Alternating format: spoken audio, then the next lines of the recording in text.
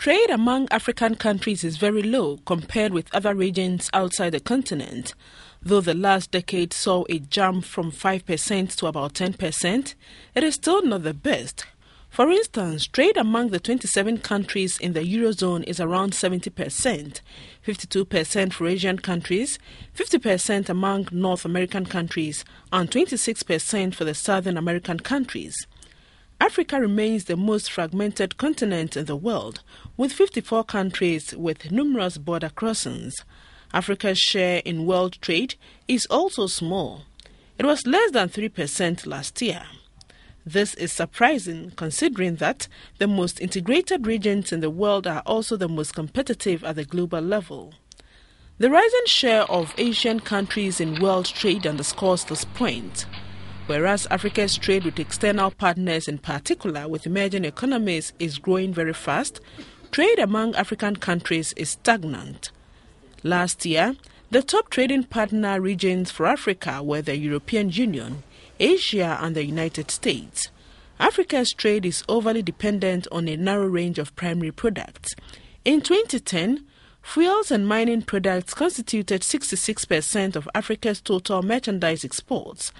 The president of the World Bank, Mr. Robert Zulik, who is to exit its office in June this year, thinks all is not lost for Africa, and the way to turn the tide around is removal of barriers. There's a huge opportunity in sub-Saharan Africa to remove border barriers, to create more integrated markets. So you're from East Africa.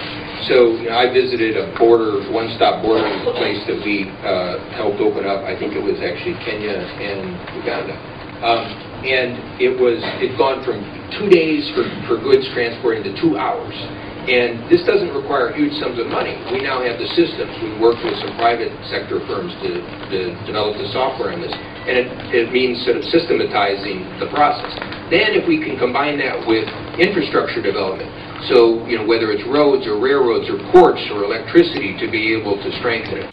He also underscored the importance of building road networks, railway and transforming the financial system in Africa in order to bring in those outside the banking net to enjoy banking services.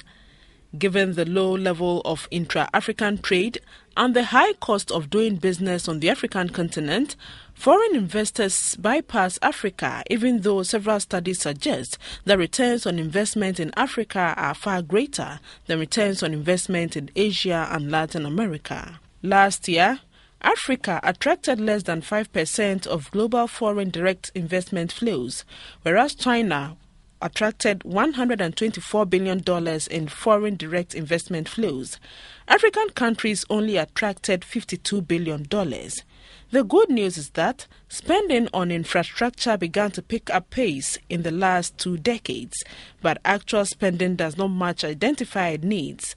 According to the African Development Bank, African countries need to spend around $93 billion a year to upgrade their infrastructure, but they only spend about half of this amount.